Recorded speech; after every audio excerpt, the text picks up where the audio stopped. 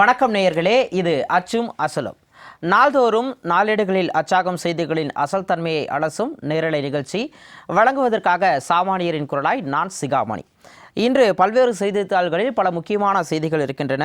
ஒவ்வொரு செய்திக்கும் பல்வேறு கோணங்கள் இருக்கும். அதை பற்றி ஆழமான பார்வையை வழங்குவதற்காக நம்முடைய திராவிட ஆய்வாளர் துரை கருணா அவர்கள் இணைக்கிறார். அவரை வரவேற்று விடலாம். சரி, இனிய காலை வணக்கம். வணக்கம் சோதரா. வணக்கம். சரி, இன்னைக்கு பெரும்பாலும் பார்த்தோம் அப்படின்னா தினத்தந்தி, இந்து எல்லாத்துலேயும் பேனர் நியூஸ் ஊழலை ஒருபோதும் சகிக்க மாட்டேன், தவறு செய்தால் அமைச்சர் பதவி பறிப்பு. அமைச்சர்களுக்கு ஒரு பகிரங்க எச்சரிக்கை விடுத்திருக்காரு முதலமைச்சர் விஜய். நேற்று இந்த டிவிக்கு அரசனுடைய 2வது அமைச்சரவை கூட்டம் நடந்திருக்கு. கிட்டத்தட்ட ஒரு 50 நிமிடங்கள் கூட்டத்தில் முதலமைச்சர் பல்வேறு விஷயங்கள் குறித்து பேசியிருக்கிறதா தகவல்கள் கிடைக்கப்பட்டிருக்கு.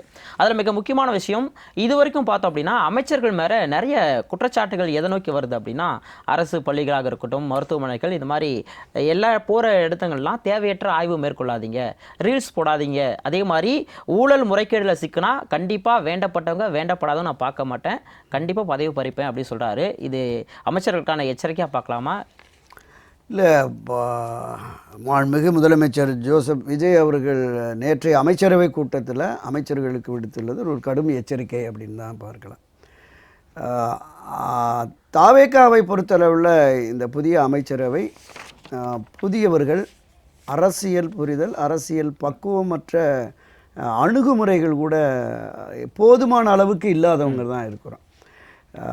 செங்கோட்டையன் தவிர மற்ற எல்லாரும் புதியவர்களாக இருக்காங்க. பேரவைத் தலைவர் ஜெயஸ்ரீ பிரபாகர் பழைய ஆளாக இருக்கார். மற்ற எல்லாருமே புதியவர்கள் இருக்காங்க.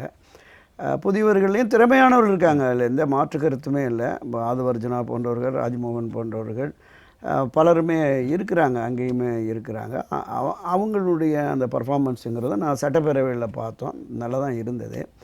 பட் என்னென்னா, தாவேகாவினுடைய அந்த அமைச்சர்களும் சரி, சட்டமன்ற உறுப்பினர்களும் சரி, மற்றவர்களும் சரி, மக்கள் பிரச்சனைகள் என்று போய் அவங்கள பார்க்குறது, அவங்களுக்கு தேவையான உதவியீடு செய்கிறது. உடனே இந்த தாவேகாவினுடைய தேர்தல் வெற்றிக்கே நம்ம இன்ஸ்டாகிராமு, வாட்ஸ்அப்பு, இந்த ரீல்ஸு தான் உதவிச்சு அப்படிங்கிறது தான் பரவலாக பேசப்பட்ட ஒரு விஷயமாக நம்ம பார்க்குறோம்.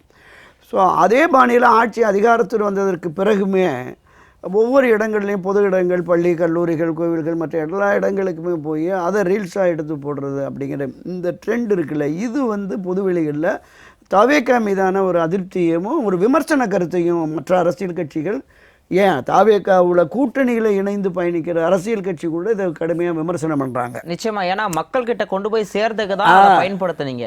இப்போ நீங்க மக்களுக்கான பணியை செய்ய வேண்டிய ஒரு காலத்தில் இருக்கீங்க. இருக்கு. இன்னொன்று, அமைச்சர்கள் சில பேர் அதிகாரிகள் அமைச்சர்களையே பார்த்து, முதலமைச்சர் அப்படி தான் சொல்லுவார், ஆனால் நமக்கு பார்ட்டி ஃபண்டு தேவை அப்படிங்கிற மாதிரி அவங்கள கன்வின்ஸ் பண்ணி அடுத்த எலெக்ஷன் நீங்கள் ஃபேஸ் பண்ணோம்னா வேணும்ல அப்படின்னு சொல்லிட்டு சில விஷயங்களை பண்ணுறாங்கங்கிற தகவலும் அவருக்கு போயிருக்கு. ஒரு 4-5 புதிய அமைச்சர்களுடைய செயல்பாடுகள் அவருக்கு, முதலமைச்சருக்கு அந்த உளவுத்துறை மூலமாக போயிருக்கிறது. இப்போ நான் அறிந்த வகையில் எல்லா தாவேகாவினுடைய சட்டமன்ற உறுப்பினர்கள், அமைச்சர்கள் எல்லோருமே உளவுத்துறையோட கண்காணிப்பில் இருக்கிறாங்க. ஒவ்வொரு நாளுமே அவருக்கு, முதலமைச்சருக்கு தகவல் போகுது. அது தொடர்பாகத்தான் நேற்றைக்கு அந்த விஷயத்தை பண்ணியிருக்காரு. முதலாவது அமைச்சரவை கூட்டத்தில் அறம்பொருள் இன்பம்னு ஒரு 300-400 விஷயங்களை, திட்டங்கள் குறித்து ஒரு பெரிய அளவில் டிஸ்கஸ் பண்ணி அதை வெளியிட்டாங்க. இப்போ இந்த 2வது அமைச்சரவை கூட்டத்தில் அதனுடைய நீட்சியாக எதிர்வருகிற பட்ஜெட் தாக்கல் ஆகுது. அப்போ இந்த பட்ஜெட் தாக்கல் தொடர்பாக துறை வாரியான ஆலோசனை கூட்டங்களை கடந்த 2ஆம் தேதி முதல் 22ஆம் தேதி வரைக்கும் முதலமைச்சர் நடத்திக்கிட்டு வந்துட்டு இருக்காரு.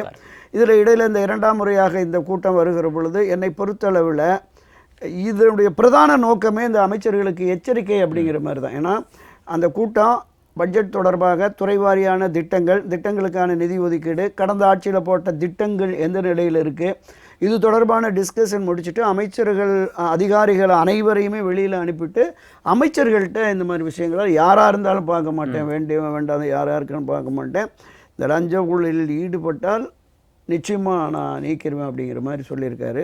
பட்ஜெட் கூட்டத்தொடர் முடிந்து ஒரு 5-6 அமைச்சர்கள் வெளியேற்றப்பட்டு புதிய அமைச்சர்கள் வருவார்கள் அப்படிங்கிற மாதிரியான கூட கோட்டை வட்டாரத்தில் அந்த பேச்சுக்கள் இருக்கிறது. இது ஒரு நல்ல முன்னெடுப்பு நடவடிக்கை தான். ஏன்னா ஒரு புறையோடி போயிருக்கு அப்படிங்கிறது தான். திமுக ஆட்சி காலத்தில் லஞ்சம் நிறுவனமாக்கப்பட்டிருக்கிறது அப்படிங்கிற மாதிரி குற்றச்சாட்டுகள் இருந்தது. ஏன்னா நான் பொது வெளிகள்லையுமே மக்கள் மத்தியிலுமே எப்படி வந்துருச்சுன்னு சொன்னால் ஒரு வேலை விரைவாக முடிக்கணும், பணம் கொடுக்காம நடக்காது, பணம் கொடுக்காம நடக்காது அப்படிங்கிற மாதிரி போய் அந்த மனநிலைக்கு மக்கள் வந்துட்டாங்க. அந்த 40-50 ஆண்டுகளாக அப்படி ஒரு மனநிலைக்கு வந்துட்டாங்க. லஞ்சம் கொடுப்பதே சரியானதுங்கிற பார்வை வந்துடுச்சு.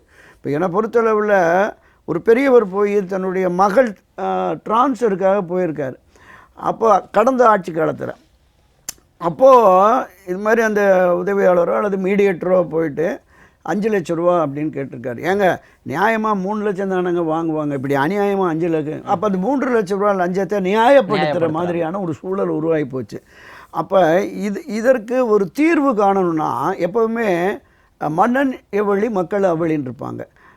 ஒரு கடுமையான நடவடிக்கை எடுக்கணும்னு எச்சரிக்கை பண்ணுற பொழுது இந்த அமைச்சர்கள் எல்லோருமே நிச்சயமா அந்த பயம் இருக்கும், தங்களுடைய பதவிகளை இதை புரிஞ்சுக்க முடியுது. இதுல ஒரு கேள்வி என்ன எழுது அப்படின்னா, இப்போ முதலமைச்சர் வந்து லஞ்சம் கேட்கறாங்கன்னா என் பேரை சொல்லுங்க, உங்க விஜய் இருக்கேன், உங்க விஜய் இருக்கேன்னு சொல்லி மக்களை வந்து தைரியப்படுத்துறாரு. அது ஒரு விதத்துல நல்லதா பார்க்கப்படுது.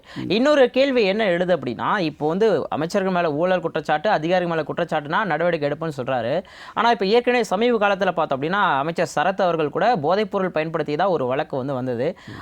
அதை தொடர்ந்து அது மேல எந்த ஒரு நடவடிக்கை எடுத்து இது வரைக்கும் நம்மளால செய்திகள் பார்க்க முடியல. அதே மாதிரி நம்ம திருவைகுண்டம் எம்எல்ஏ சரவணன் அவர்கள் மேலையும் பார்த்தோம் அப்படின்னா கட்சி நிர்வாகியோடு சேர்ந்து ஒரு இளம் பெண்ணுக்கு வேலை வாங்கி கொடுத்து கூறி பாலியல் வன்கொடுமை செய்ததாகவும் வழக்கு இருக்கு. இந்த மாதிரியான விஷயங்கள்ல முதலமைச்சர் விஜய் தொடர்ந்து மௌனம் காத்துட்டு வருது. இந்த இடத்துல இவர் இப்போ வந்து ஊழலுக்கு எதிராக அந்த மாதிரி நடவடிக்கை எடுக்கிறது மக்கள் மத்தியில் ஒரு நம்பகத்தன்மை உண்டாக்குமா? இல்லை, இப்போ பொதுவெளிகளில் வருகிற அந்த குற்றச்சாட்டுடைய தன்மை, அந்த குற்றச்சாட்டு உண்மைதானா என்பதை விரைவில் விசாரித்து, இப்போ முதற்கட்டமாக அவங்க கட்சி பொறுப்பிலிருந்து வெளியேற்றி கூட நீங்கள் நிரபராதினதுக்கு பிறகு வாங்க அப்படிங்கிற மாதிரி தான் நடவடிக்கை எடுக்கணும். அப்படி இல்லைன்னா பொதுவெளிகளில் இது வெறும் கண் துடைப்பு அப்படிங்கிற மாதிரி தான் வந்துடும். எனவே விஜய் இதில் தீவிரம் காட்டணும் அப்படிங்கிறது தான் நம்முடைய கருத்தாக நிச்சயமாக இருக்குது. ஒவ்வொரு அமைச்சர்களும் ஒவ்வொரு காலகட்டத்திலுமே தவறுகளுக்கு எதிராக கடுமையான நடவடிக்கை, இரும்பு கரம் கொண்டு ஒடுக்குவேன் அப்படின்ட்டு டைலாக் தான் போகும், நடவடிக்கை இருக்கு. ஸோ விஜயம் அந்த வரிசையில் இல்லாமல் அவர் எடுக்கிற இந்த முடிவை அமல்படுத்துவதற்கு தீவிரம் காட்ட வேண்டும் அப்படிங்கிறது தான் நம்முடைய கருத்து. நிச்சயமாக சார், நம்ம அமைச்சர்கள் பற்றி பேசிகிட்டு இருந்தோம். இது தொடர்பாக மற்ற ஒரு செய்தி இருக்குது, தந்தியில் வந்திருக்கு. என்ன அப்படின்னா, அனுமதி இல்லாமல் வெளிநாடு பயணம் சென்றிருக்காங்க அமைச்சர்கள் கீர்த்தனாவும் ராஜ்மோகன் அவர்களும். ஸோ இதுக்கு மத்திய வெளியுறவுத்துறை அமைச்சகம் ஷோகாஸ் நோட்டீஸ் அனுப்பியிருக்காங்க விளக்கம் கேட்டு. இப்போது இதில் என்ன தவறு நடந்திருக்கு? இப்போது இவங்க எல்லாரும் புதுசாக ஒரு அமைச்சர் பதவிக்கு வந்திருக்காங்க. ஆனாலும் ஏற்கனவே கூட அதிகாரிகள் இவங்களுக்கு சரியான வகையில் வழிநடத்த தவறிட்டாங்களா? நிச்சயமாக இந்த விஷயத்தை பொறுத்தளவில் ஒரு அமைச்சர் வெளிநாட்டுக்கு செல்வது அரசு முறை பயணமாக இருந்தாலும் அல்லது தனிப்பட்ட பயணமாக இருந்தாலும் மத்திய உள்துறையினுடைய அனுமதி பெற்று அவங்களுடைய அந்த ஒப்புதல் பாஸ்போர்ட்டோடு தான் போகணும். தனி பாஸ்போர்ட்டோடு இவங்க 2 பேரும் போயிருக்காங்க. அப்போ நீங்கள் குறிப்பிட்டது தான், அரசு துறை அதிகாரிகளுக்கு இது எல்லாமே தெரியும். இப்போ முறைப்படி தகவல் தெரிவித்து இங்கே முதலமைச்சர்கிட்ட தகவல் தெரிவித்து அவருடைய ஒப்புதலோட மத்திய அரசுக்கு எழுதி மத்திய அரசின் ஒப்புதல் பெற்று அதன் பிறகு தான் போகணும். அப்போ இந்த நடைமுறையை அதிகாரிகள் தான் சொல்லி கொடுத்து பண்ணியிருக்கணும். ஸோ அது இல்லாத பட்சத்தில் தான் இந்த ஒரு கேள்வி வருகிறது.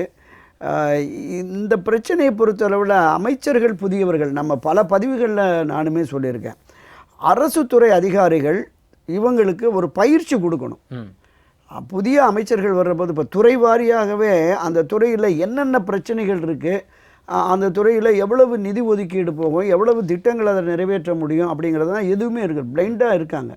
அப்போ இவங்களுக்கு அந்த முறையான பயிற்சியை மூத்த அதிகாரிகள் அவங்க தான் பண்ண முடியும். அப்போ அவங்க பண்ணினாங்கன்னா இந்த மாதிரியான சிக்கல்கள் பிரச்சனைகள் வராது. இப்போ வெளிநாட்டு பயணம் என்று முடிவெடுக்கிற பொழுதே இது தொடர்பாக மத்திய உள்துறைக்கு நாம் தகவல் தெரிவிக்கணும் சார் அப்படிங்கிறத முதலமைச்சர்கிட்ட கன்சர்ன் அமைச்சர்கள் கவனத்திற்கும் கொண்டு போய் அதை சரியான முறையில் வழிகாட்டி இருந்தாங்கன்னா இந்த பிரச்சனைகள் வராது. இந்த மாதிரியான ஒரு சின்ன பிரச்சனையா அப்படிங்கிற மாதிரி நம்ம பார்த்துட முடியாது. ஒரு தமிழகத்தினுடைய அமைச்சர் பொறுப்பில் இருக்கிறவர், அவர் வெளிநாட்டுக்கு செல்வதில் ஒரு பிரச்சனை மத்திய அரசினுடைய விளக்கம் கேட்டு நோட்டீஸ் வரக்கூடிய அளவுக்கு இருக்குன்னா அந்த இவர்களுடைய தகுதி தன்மை வெளியில் ஒரு பரவலாக அதிகாரிகள் மேலே நம்ம பேசுகிறோம். ஆனால் இது கூட தெரியாமல் எப்படி இவங்க அமைச்சராக இருந்து செயல்பட போகிறாங்க அப்படின்னு பொதுவெளி பார்வை வந்துடும். நிச்சயமாக இதற்கு தமிழக அரசினுடைய அரசு துறை அதிகாரிகள் இந்த தலைமைச் செயலாளர் உட்பட இந்த துறைகளினுடைய செயலாளர்களுடைய தவறு தான் அப்படிங்கிறது நம்ம பார்த்துக்கணும். இவர்களுக்குமே குறைந்தபட்சம் பொது வெளிகளில் முன்ன நடந்த திமுக ஆட்சி காலத்தில் எப்படி அவங்க போனாங்க அப்படிங்கிறதெல்லாம் பத்திரிகைகளில் மற்றது தெரிஞ்சிருப்பாங்க. அமைச்சர்களும் கொஞ்சம் எச்சரிக்கையோடு கொஞ்சம் உஷாராக இருந்திருக்கணும் அப்படிங்கிறது தான் இதில் நம்ம பார்க்கலாம். கண்டிப்பாக சார். அதே மாதிரி இன்னொரு முக்கியமான விஷயம் வந்து இப்போது நாடாளுமன்ற மழைக்கால கூட்டத்தொடர் வந்து நடக்க இருக்குது. அதை ஒட்டி பல்வேறு கட்சியினரும் நாடாளுமன்றத்தில் என்னென்ன விஷயங்கள்லாம் பண்ணணுங்கிறத நோக்கி அவங்களுடைய திட்டங்களை வந்து வகுத்துட்டு இருக்காங்க. அந்த வகையில் பார்த்தோம் அப்படின்னா இப்போது முன்னாள் முதலமைச்சர் திமுக தலைவர் மு.க. ஸ்டாலின் இப்போ லண்டனில் இருந்தாலும் அங்கேருந்து காணொலி வாயிலாக திமுக எம்பிகள் கூட ஆலோசனை வந்து நடத்தியிருக்காரு. ஏற்கனவே பார்த்துருக்கோம், கடந்த காலங்களில் பல்வேறு மசோதாக்களை கொண்டு வரதுக்கு ஒன்றிய அரசு வந்து திட்டமிட்டு இருக்கு. ஸோ இது தொடர்பாக இப்போ காவிரி விவகாரம் தொடங்கி ஒரே நாடு ஒரே தேர்தல் பல மசோதாக்கள் கொண்டு வரதுக்கு வந்து திட்டமிட்டு இருக்காங்க. ஸோ அதை எதிர்க்கணும்னு சொல்லி இவங்க வந்து முடிவு பண்ணுறாங்க. இதே போல் இப்போ பாஜகவுடைய அமைச்சர்கள் கூட்டமும் வந்து நடக்க இருக்கு. கார்கேவும் ஆலோசனை கூட்டத்தில் வந்து நடைபெற்று இருக்காரு. இப்போ இந்த நாடாளுமன்ற மழைக்கால கூட்டத்தொடரில் என்னென்ன விஷயங்கள் நம்ம எதிர்பார்க்கலாம், கட்சிகள் எப்படி தயாராகிட்டு இருக்காங்க? வழக்கமாகவே நாடாளுமன்றத்தினுடைய அந்த பட்ஜெட் கூட்டத்தொடர், மழைக்கால கூட்டத்தொடர் அல்லது மற்ற தொடர்கள், எந்த அவசரகால கூட்டத்தொடர், எந்த தொடர்கள் நடைபெற்றாலும் அதற்கு 2 நாட்கள் முன்னதாக ஒவ்வொரு அரசியல் கட்சியும் தங்களுடைய நாடாளுமன்ற உறுப்பினர்களை அழைத்து ஆலோசனை நடத்துவார்கள். எந்தெந்த பிரச்சனை, எரியும் பிரச்சனை, பெரிய அளவில் தமிழ்நாட்டில் என்ன பிரச்சனைகள் இருக்குது, இப்போ மேகதாது பிரச்சனைகள் இருக்கிறது, இந்த மறுவரையறை தொகுதி மறுவரையறை பிரச்சனைகள் இருக்கிறது, இடஒதுக்கீடு மகளிர் மசோதாக்கள் இருக்கிறது. அப்போ இது தவிர மாநிலத்தினுடைய மிக முக்கிய பிரச்சனைகள் தொடர்பாக நாடாளுமன்றத்தில் குரல் எழுப்ப வேண்டும். அந்த அரசுக்கு இப்போ மும்மொழி கொள்கை, இந்தி திணிப்பு என்கிற மாதிரி, இப்போ நவோதயா பள்ளிகளில் வந்து 9ஆம் வகுப்புலேருந்தே வருங்கிற மாதிரியான சில பிரச்சனைகள்லாம் இருக்குது. இப்போ இதை தாண்டி இந்த தேசிய மரியாதை அவமதிப்பு சட்ட மசோதா, அந்த தொகுதி மறுவரையறை, இந்த மசோதாக்கள் எல்லாமே வருகிறது. அப்போ இதில் தேசிய அளவிலும் சரி மாநில அளவிலும் சரி பாதிப்பு உருவாக்கக்கூடியதில் நிச்சயமாக திராவிட முன்னேற்ற கழகம், காங்கிரஸ் உள்ளிட்ட கட்சிகள் எதிர் நிலைப்பாட்டை தான் எடுக்கிறாங்க. எந்தெந்த பிரச்சனைகளில் இவர்கள் எதிர்த்து குரல் கொடுக்க போகிறார்கள், எந்தெந்த பிரச்சனைகளில் மத்திய அரசுடைய செயல்பாட்டுக்கு ஒத்துப்போக போகிறார்கள் அப்படிங்கிறது நமக்கு தெரியலை. ஏன்னா இன்றைக்கி இப்போ அனிதா ராதாகிருஷ்ணன் போன்றவர்கள் மத்தியில் இணக்கமாக இருக்கிறோம், 6 மாதத்தில் அங்கே நம்மளாலே அமைச்சராக பேரே சொல்கிறார், திருச்சி சூர்யா தான் அங்கே அமைச்சராக போகிறாலாம் சொல்கிறாங்க. அப்போ மத்திய பாஜக அரசுக்கும் திமுகவுக்கும் எந்த விதத்தில் அந்த இணக்கம் வரப்போகிறது அப்படின்னு தெரியல. இப்போ தமிழ்நாட்டில் 2 பெரிய கட்சிகளை தாண்டி தாவேக்கா ஆட்சி அமைச்சிட்டாங்க. இப்போ தாவேக்காவை வந்து நம்ம காலி பண்ணோம்னா அதுக்கு ஒரே வழி இப்போ மத்திய அரசு கூட, அதாவது பாஜக கூட இணையறதாங்கிற ஒரு கட்டத்துக்கு திமுக நகர்றாங்களா? இல்லை, இப்போ திராவிட முன்னேற்ற கழகம், அண்ணா திராவிட முன்னேற்ற கழகம், இந்த 2 பெரிய திராவிட கட்சிகளையும் அரசியலில் தோற்கடித்து ஆட்சி அதிகாரத்திற்கு தாவேக்கா வந்து விட்டது. அப்போ தாவேக்கா ஆட்சி அதிகாரத்திற்கு வரக்கூடாது என்கிற நிலைப்பாட்டை திராவிட முன்னேற்ற கழகம் கடந்த மாதம் கடந்த 2 மாதங்களுக்கு முன்பு அந்த ரிசல்ட் வந்து 5ஆம் தேதி 6ஆம் தேதியே பல்வேறு பிரச்சனைகளை பேசினாங்கன்னு பார்த்தோம். அதில் ஒன்று அதிமுகவினுடைய பொதுச்செயலாளர் எடப்பாடி பழனிசாமியை முதலமைச்சராக்கி திமுக ஆதரவு அளிக்கணும், அப்புறம் அதை தாண்டி விடுதலை சிறுத்தைகளை முதலமைச்சர் ஆக்கணும் அப்படி. அப்போ தாவேக்கா தலைவர் விஜய் முதலமைச்சர் பொறுப்பை ஏற்றுவிடக்கூடாது என்கிற பார்வை இந்த 2 அரசியல் கட்சிகளுக்கு இருந்ததாக நம்ம பார்த்தோம். இப்போ இந்த 2ஐயும் தாண்டி மத்திய ஆட்சி கட்சியான பாஜக தயவோடு 2028-29க்குள்ளே இந்த ஆட்சியை கலைச்சிட்டு நாடாளுமன்ற தேர்தலோடு சட்டமன்ற தேர்தலையும் வைத்து கொள்ளலாங்கிற ஒரு மனப்போக்கு கூட இப்போ மத்தியில் இருக்கிற அரசியல்வாதிகள் மற்ற பாஜக நிர்வாகிகளோடு இவங்க திமுக தரப்பில் பேசுகிறாங்கலாம் இருக்குது. இது எல்லாமே ஹேஷியங்களாக வதந்திகளாக தான் போயிட்டுருக்கு. ஆனால் என்ன நிலைப்பாடு என்பது நமக்கு உறுதியாக அவர்களுடைய செயல்பாடுகளை பார்த்து தான், நாடாளுமன்றத்தில் திமுகவினுடைய செயல்பாடுகள் எப்படி இருக்கிறதுன்னு பார்த்து நெருக்கமாக அல்லது வழக்கம் போல் பாசிச பாஜக, ஒன்றிய பாஜகங்கிற அந்த கோஷம் இவங்க திமுக ஆட்சி கட்சியாக இருக்கிற பொழுது என்ன உறுதியான எதிர்ப்பு நிலைப்பாட்டை எடுத்தார்களோ அந்த நிலைப்பாட்டில் மீண்டும் உறுதியாக இருக்கிறார்களா, அவர்களுக்கு யார் துணை போகிறார்கள் அப்படிங்கிற விஷயத்தை நம்ம பார்த்து தான் இதில் நம்ம ஒரு உறுதியான முடிவுக்கு வர முடியும் அப்படிங்கிறதான் பார்க்குறேன். என்னை பொறுத்தளவில் திராவிட முன்னேற்ற கழகத்தை பொறுத்தளவில் அவ்வப்போது ஏற்படுகிற அரசியல் சூழலுக்கு ஏற்ப தங்களுடைய நிலைப்பாடை மாற்றிக்குவாங்கன்னு பார்த்தோம். பண்டாரம் பரதேசின்னு பேசின பாஜகவோடு போய் கை கொடுத்தாங்க. ராட்சசியா அரைக்கின் இந்திரா காந்தியை விமர்சனம் பண்ணிட்டு நேருவின் மகளே வருக நிலையான ஆட்சி வருவேன்னு தங்களுக்கு ஒரு ஆதாய அரசியல், தங்களுக்கான ஒரு பலன் நலம் கிடைக்கிறது என்றால் எந்த முடிவையும் திமுக எடுக்கும் அப்படிங்கிறது தான் நம்ம கடந்த கால வரலாறு நமக்கு சொல்லுது. நிச்சயமாக அதை ஒட்டின ஒரு செய்தி தான். நேற்று அமைச்சர் சிடிஆர் நிர்மல்குமார் அவர்கள் கூட டிஎம்கே, ஏடிஎம்கே, பிஜேபி சேர்ந்து தமிழ்நாட்டில் வந்து ஆட்சி அமைக்கிறதோட திட்டத்தை வந்து போகிறாங்கன்னு கூட சொல்லியிருக்காரு. தினமணியில் இன்னைக்கு பேனர் நியூஸ் என்ன அப்படின்னா, சிபிஎஸ்இ 9ஆம் வகுப்பில் மும்மொழி கொள்கை கூடாதுன்னு உச்சநீதிமன்றம் வந்து அறிவுறுத்தியிருக்கு. ஆனால் இதில் இன்னொரு புறம் பார்த்தோம் அப்படின்னா 9ஆம் வகுப்பில் மும்மொழி பாடத்திட்டம் வந்து கட்டாயங்கிறத தான் எதிர்த்திருக்காங்க. ஆனால் 5வது 6வது வகுப்புலேயே நீங்கள் வந்து மும்மொழித்து கொண்டு வந்தால் மாணவர்களுக்கான அந்த மன அழுத்தம் வந்து குறையும் அப்படிங்கிற கருத்தையும் சொல்கிறாங்க. ரெண்டுமே இருவேறு பார்வையாக இருக்குது. இது மக்கள் எப்படி இதை புரிஞ்சுக்கலாம்? தமிழ்நாட்டை பொறுத்தளவில் பேரறிஞர் அண்ணா அவர்கள் ஆட்சி அதிகாரத்திற்கு வந்து 68லேயே தமிழ்நாட்டை பொறுத்தளவில் இருமொழி கொள்கை தான், தமிழ் ஆங்கிலம் இது 2 தான் அப்படிங்கிறதுல ரொம்ப உறுதியாக இருந்தாங்க. இந்தி எதிர்ப்பு என்பது 1938-39 காலகட்டத்திலேயே வந்துருச்சு தமிழ்நாட்டில். அது தொடர்ந்து 65ல் இந்தியாவே திரும்பி பார்க்கக்கூடிய அளவுக்கு ஒரு மிகப்பெரிய இந்தி எதிர்ப்பு போராட்டம் இருந்தது. அதனால் தமிழகத்தை பொறுத்தளவில் அது ரொம்ப உறுதியாக இருக்கிறார்கள். இந்தி திணிப்பு ஒருபோதும் கூடாது, விரும்புகிறவங்க படிச்சிருக்கணும் அப்படிங்கிறது தான். நீங்கள் 1959 ஜவஹர்லால் நேரு ஒரு உறுதிமொழி கொடுக்குறார்.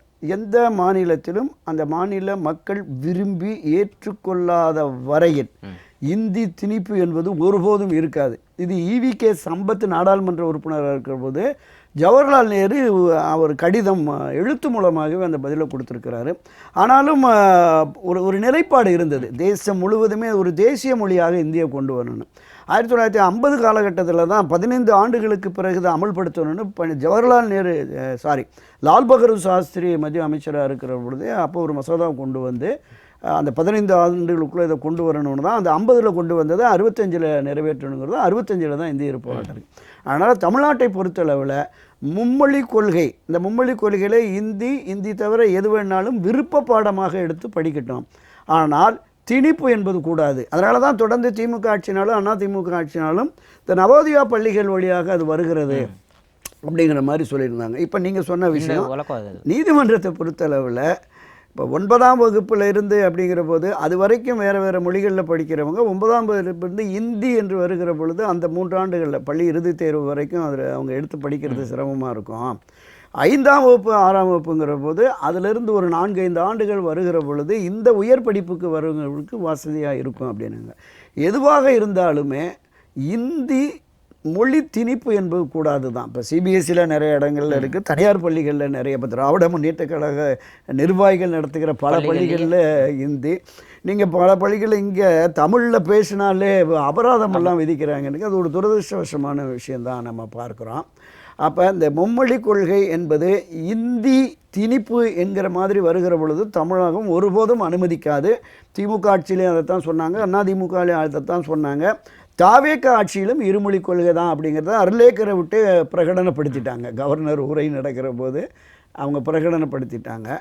அதில் இருவேறு விதமான பார்வைகள் இருக்குது. இந்த மும்மொழி கொள்கை என்பது வெறும் இந்தி மட்டுமே விருப்ப பாடமாக கொண்டு வரணுங்கிற அந்த கட்டாயம் இல்லாமல் எந்த மொழியையும் எடுத்துக்கொள்ளலாம் அப்படிங்கிற அவங்க சொல்றது. இப்போ நீதிபதி அதான் சொல்லியிருக்காரு, நம்ம இந்தி தான் படிக்கணும்னு அவசியம் இல்லையே, நீங்க சமஸ்கிருதம் கூட படிக்கலாம் அப்படிங்கிற ஒரு இருக்கு. இந்த இடத்துல தர்க்க ரீதியா பெரும்பாலான இதை எதிர்க்கிறவங்க சொல்லக்கூடிய கருத்து என்ன அப்படின்னா, இப்போ இந்திக்கு இருக்கக்கூடிய இன்ஃப்ராஸ்ட்ரக்சர் ஸ்டாஃப்ஸ் வந்து மற்ற லாங்குவேஜஸ் கிடைப்பாங்களா? இப்போ வந்து நீங்க வெளிநாடு மொழிகளை கூட படிக்கலாம்னு சொல்கிறீங்க, அதுக்கான ஃபேக்கல்ட்டிஸ் இருக்காங்களா அப்படிங்கிற ஒரு கேள்வி வருது இல்லையா? அப்படி இருக்கும் பொழுது இப்போ பெரும்பாலும் இந்திக்கு அதிக வந்து நம்ம பார்க்குறோம், பட்ஜெட்லேயே கூட சமஸ்கிருதத்துக்கும் இந்திக்கும் எவ்வளோ தொகை ஒதுக்குறாங்கிறது மற்ற மொழிகளுக்கு வந்து ஒதுக்குறது இல்லை. ஸோ இந்த ஒரு பிரச்சனை இதில் நம்ம கண்டிப்பாக கவனிக்க வேண்டியது இருக்குல்ல? இல்லை, நிச்சயமாக. நீங்கள் இப்போ இந்தி மொழி ஆசிரியர்கள் நிறைய கிடைப்பாங்க, அதில் ஒன்றும் மாற்றுக்கிறது இல்லை. மற்ற மொழி பாடங்கள் வருகிற பொழுது ஆசிரியர் குறைவாக தான் இருப்பாங்க. ஒரு அரசனுடைய கொள்கை ரீதியான முடிவை அமல்படுத்த வேண்டுமென்றால் தேவைப்படுகிற ஆசிரியர்கள் எந்த மொழியை யார் எடுக்கிறாங்க அப்படிங்கிறத பார்த்துட்டு அதை அந்த மொழி தெரிந்த ஆசிரியர்களை நியமிக்க வேண்டியது அரசனுடைய கடமை தானே. அதை பண்ணிவிட்டு அவங்க பண்ணட்டும். ஏன்னா இந்தி திணிப்பு என்பதை ஒருபோதும் ஏற்க மாட்டோம் அப்படிங்கிறது தான் தமிழகத்தினுடைய ஒட்டுமொத்த நிலை, மக்களின் நிலையும் அரசின் நிலையும் அதுவாக இருப்பதால் நிச்சயம் மத்திய அரசுக்கு அது உடன்பட்டு போகணும். அதனால தான் இந்த கல்வியை மாநில பட்டியலுக்கே மீண்டும் கொண்டு வரணுங்கிற பிரச்சனை பல காலமாகவே இருக்கிறது. திருமதி இந்திரா காந்தி இருக்கிறது அந்த எமர்ஜென்சி பீரியடில் தான் அதை வந்து பொது பட்டியலுக்கு கொண்டு போனாங்க, மீண்டும் இங்கே கொண்டு வரணாங்க. அப்படி வருகிற பொழுது இந்த பிரச்சனைகளுக்கெல்லாம் ஒரு தீர்வு வரும்னு நம்ம பார்க்கலாம். நிச்சயமாக சார். அதே மாதிரி இன்றைக்கி தேசிய அளவில் ஒரு முக்கியத்துவம் பெறக்கூடிய ஒரு நியூஸ், சோனம் வாங்சுக் வந்து பார்த்தோம் அப்படின்னா 19வது நாளாக உண்ணாவிரத போராட்டத்தை தொடர்ந்துக்கிட்டு இருக்காரு. ஏற்கனவே பார்த்தோம் அப்படின்னா கரப்பான் பூச்சி ஜனதா பார்ட்டின்னு ஒரு பார்ட்டி ஆரம்பித்தாங்க. அவங்க நீட் தேர்வில் நிறைய குளறுபடிகள் முறைகேடுகள் நடக்குது, நம்ம தினசரி பார்த்துட்ருக்கோம். அதுக்கு எதிராக வந்து ஒரு பெரிய இயக்கமாக தொடங்கி பேரணிலாம் நடத்தினாங்க. மத்திய கல்வித்துறை அமைச்சர் தர்மேந்திர பிரதான் பதவி விலகணும் கூட வலியுறுத்தினாங்க. அதுக்கு ஆதரவு தெரிவித்து இவர் வந்து கல்வியாளர் அண்ட் இயற்கை சமூக ஆர்வலராக இருக்கக்கூடிய சோனம் வாங்சுக் வந்து 19வது நாளாக உண்ணாவிரதம் தொடங்கியிருக்காரு. உச்சநீதிமன்றத்திலையும் இதில் வழக்கு வந்து தொடரப்பட்டிருக்கு. இவரை வந்து மருத்துவக்குழு தொடர்ந்து கண்காணிக்கணும்னு சொல்லிட்டு இருக்காங்க. இந்த இடத்துல என்ன கேள்வி எழுதுனா, தமிழ்நாட்டில் இந்த விஷயத்தில் வந்து நம்ம நீட் எதிர்த்து தொடர்ந்து நம்ம போராடிட்டு இருக்கோம். இப்போ இருக்கக்கூடிய டிவிகே அரசும் கூட நீட் எதிர்ப்பில் தீவிரமாக இருக்குன்னு சொல்கிறாங்க. ஆனாலும் முதலமைச்சரோ மற்ற அமைச்சர்களோ இதை தொடர்ந்து எந்த ஒரு கருத்தையும் இது வரைக்கும் முன்வைக்காமல் இருக்கிறது மக்கள் மத்தியில் ஒரு சலசலப்பை ஏற்படுத்தியிருக்கு. இப்போ திமுக தலைவரும் கூட ஆதரவு தெரிவிச்சிருக்காரு இந்த போராட்டத்துக்கு. இதில் இப்போ ஏற்கனவே பார்த்தோம் அப்படின்னா அண்ணா ஹசாரே ஊழலுக்கு எதிரான உண்ணாவிரத போராட்டம் போது அப்போ நடிகராக இருந்த முதலமைச்சர் விஜய், இப்போ இருக்கக்கூடிய முதலமைச்சர் விஜய் நடிகராக போய் சந்திச்சார். ஆனால் இந்த விஷயத்தில் ஒரு வாய் திறக்காமல் இருக்கிறதுக்கான காரணம் என்ன? இல்லை, அவர் ஆட்சி அதிகாரத்திற்கு வந்த உடனே எதற்கு வம்பு என்கிற மாதிரியான ஒதுங்குகிறாரோ அப்படிங்கிற மாதிரி பார்க்குறான். இன்னொன்று, இதில் தலையிட்டால் மத்திய அரசினுடைய எதிர்ப்புக்கு ஆளாக வேண்டும் அப்படிங்கிற பார்வையும் இருக்கலான்னு பார்க்குறேன். ஆனால் ஒரு மனித உயிர் என்பது விலை மதிப்பற்றது. ஒரு மிகச்சிறந்த கல்வியாளரும் சமூக ஆர்வலரும் இயற்கை ஆர்வலருமான மான்சுங் அவங்க பண்ணுற இந்த 19 நாளாங்கிற போது எல்லோருக்குமே இந்த பொறுப்பும் கடமையும் இருக்குது. அவர் உயிரை காப்பாற்ற வேண்டும். 8 கிலோ வரைக்கும் உடல் நிலை. ஆமாம். இப்போ தொடர்ந்து ஆபத்தான நிலைன்னு மருத்துவர்கள் சொல்லிக்கிட்டு இருக்கிறாங்க. ஒரு பிரச்சனைக்காக உண்ணாவிரதம் இருக்கிறார் அப்படிங்கிற பொழுது ஒரு வார காலத்திற்குள், குறைந்தபட்சம் ஒரு வார காலத்திற்குள் மத்திய அரசோ நீதிமன்றமோ தலையிட்டு இது ஒரு தீர்வு காணணும். இப்போ அந்த அமைப்பு நம்ம கரப்பான்பூச்சி அமைப்பு தொடங்கின போது இருந்தே ஒரு பெரிய அளவில் ஒரு விழிப்புணர்ச்சி ஏற்பட்டு ஒரு பெரிய எழுச்சி வந்திருக்கு அப்படிங்கிற பார்ப்போம். இவருக்கு ஏதாவது ஒரு ஆபத்து ஏற்பட்டதுன்னா ஒரு நாடு முழுவதும் பெரிய ஒரு கொந்தளிப்பான சூழல் உருவாகுங்கிறத மத்திய அரசு உணரணும். எனவே அழைத்து பேசி அல்லது இவங்க மத்திய அமைச்சரவை போய் பேசி அவங்கள சமாதானப்படுத்தி அவருக்கான ஒரு உறுதியை கொடுத்து பண்ணணும். நீட் தேர்வில் நடக்கிற அந்த விஷயங்கள், அதை தொடர்ந்து மாணவர்கள் தற்கொலை, இது வந்து அவருக்கு மன உளைச்சலை ஏற்படுத்தி தான் இந்த பிரச்சனைக்கு ஒரு தீர்வு காணணும்னு போகிறாரு. அந்த தீர்வு காணும் என்பது அவர் உயிரோடு இருக்கிற பொழுதே அந்த தீர்வை கண்டு அவரை காப்பாற்ற வேண்டுமே தவிர இப்படி நாட்கணக்கில் அவரை இந்த மாதிரியான நிலைக்கு ஆட்படுத்தக்கூடாது. நிச்சயமாக எல்லா அரசியல் கட்சிகளுமே இந்த நிலைப்பாட்டை நிச்சயமாக இவருக்கு ஆதரவு தெரிவித்து இதுக்கு தீர்வு காணணுன்னு இருக்காங்க. நீதிமன்றமே அவருடைய உடலை கண்காணித்து தேவையான சிகிச்சையை கொடுத்து அவரை காப்பாற்றுற விஷயங்களில் பண்ணுங்க அப்படிங்கிற மாதிரி சொல்லியிருக்கிறாங்க. கூடுதல் பொறுப்பு என்பது மத்திய அரசுக்கு நிச்சயமாக இருக்கிறது. மத்திய அரசு உடனடியாக தலையிட்டு இந்த பிரச்சனைக்கு தீர்வு காண வேண்டும், அவருடைய உயிரை காப்பாற்ற வேண்டும் அப்படிங்கிற மாதிரி தான் நம்ம இந்த விஷயத்தை பார்க்கலாம். நிச்சயமாக தமிழ் மக்கள் தெரிஞ்சிக்க வேண்டிய ஒரு செய்தி, இந்த சோனம் வான்சுக் அப்படிங்கிறவர் யார் அப்படின்னா விஜய் அவர்களுடைய நண்பன் படம் வந்து எடுத்திருப்பாங்க. அதில் அந்த கேரக்டர் விஜயோட கேரக்டர் இவரை இன்ஸ்பயர் பண்ணி தான் எடுத்தது அப்படிங்கிற மாதிரியும் தகவல் கண்டிப்பாக.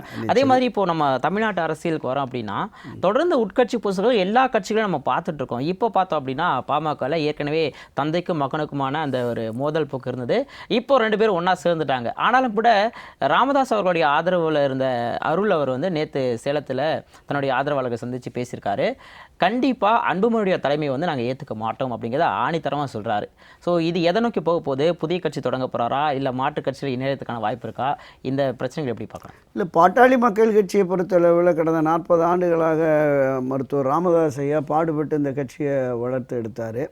அவர் தொடக்கத்தில் என்ன சொன்னார்னா, நானோ என்னுடைய குடும்பத்தினர் யாருமோ நேரடி அரசியலுக்கு வர மாட்டோம், சட்டமன்ற நாடாளுமன்ற ஊரக உள்ளாட்சி பதவிகளில் நாங்கள் போய் அமரவே மாட்டோம் அப்படின்னாரு. அதற்கு மாற்றாக அந்த நிலைப்பாட்டை எடுக்கிறார். தன்னுடைய மகனை இளைஞரணி பொறுப்பு கொடுக்குறாரு. இளைஞரணி பொறுப்பு கொடுத்த உடனேயே கிட்டத்தட்ட ஒரு 60-70% பாமகவினுடைய குறிப்பாக இளைஞர்கள் அன்புமணி பின்னாடி போகிறாங்க. அப்போ அவரை மத்திய அமைச்சராகவும் ஆக்குறாரு. மத்திய முதலமைச்சராக முன்மொழிந்து மாற்றம் முன்னேற்றம் அன்புமணின்னு ஒரு பெரிய பிரச்சாரத்தை முன்னெடுத்து அவர்தான் இனி கட்சிங்கிற மாதிரி அடையாளப்படுத்திய சூழலில் தான் அன்புமணிக்கு ஆதரவு பெறுகிறது. ஏன்னா அந்த கடந்த தேர்தலின் போது மத்திய அரசு பாஜகவோடு இணைந்து செயல்பட வேண்டும் என்று 2024 நாடாளுமன்ற தேர்தலில் அன்புமணி முடிவெடுக்கிறார். ஆனால் ராமதாஸ் என்னன்னா நம்ம திராவிட கட்சிகளோட போனால் தான் கணிசமான இடங்களும் கணிசமான தொகைகளும் கிடைக்கும் தேர்தல் செலவுக்கு அப்படிங்கிற மாதிரியான பார்வை இருந்தது. அதில் தான் அப்பாவுக்கு பயணம். இதை தாண்டி குடும்ப பிரச்சனைகள் சொல்கிறாங்க, அதுக்குள்ளே நம்ம போக வேண்டாம். அப்போ ஏதோ ஒரு பிரச்சனைகள் உருவாகி பிரிந்து தனித்தனியாக ஆதரவாளர்கள் தனித்தனியாக இவரே நான் தான் தலைவர் அவனை வெளியேற்றிட்டேங்கிறாரு, இல்லை இல்லை அவருக்கு அதிகாரம் இல்லை நான் தான் தலைவர்னு போய் இப்போ எந்த புள்ளியில் 2 பேரும் இப்போ ஜி.கே. மணி அவருடைய பொண்ணு ஸ்ரீ காந்திமதியா அவங்க அருள் போன்ற 2 சட்டமன்ற உறுப்பினர்கள் இவரெல்லாம் ராமதாஸ் பின்னாடி இருக்காங்க. இந்த பக்கம் கணிசமான உழவில் இருந்தாலும் கூட கடைசியாக அவருடைய 61வது திருமண நாளில் வந்து 2 பேரும் கட்டி பிடிச்சி வந்துட்டாங்க. அப்போ இதை எப்படி பார்க்கணும்னா ஜே அணி ஜா அணி பிரிந்த பொழுது 2 அணிகளும் இணைகிற பொழுது எல்லாரையும் அரவணைச்சு கொண்டு போனாங்க. அப்போ ராமதாஸ் அணி அன்புமணின்னு இருந்த எல்லோரையும் அரவணைத்து அவர்களுக்குரிய பொறுப்புகளை வழங்கினா பாமக தப்பிக்கும், இல்லைன்னா இது இன்னொரு பிரிவை கொண்டு போய் விட்டுருன்னு தான் நம்ம பார்க்கணும். நிச்சயமாக சார், என்ன நடக்குதுன்னு பொறுத்து பார்க்கலாம். பல்வேறு செய்திகள் கொடுத்த ஆழமான பார்வை வழங்க நன்றி சார். நன்றி நேர்களே, இன்று அச்சு மஸ்ரம் நிகழ்ச்சியில் திராவிட ஆய்வாளர் துரை கருணா அவர்கள் பல்வேறு செய்திகள் குறித்த பல கோணங்களை நம்மோடு முன்வைத்திருக்கிறார். மீண்டும் நாளை அச்சு மஸ்ரம் நிகழ்ச்சி சந்திக்கலாம். நன்றி, வணக்கம்.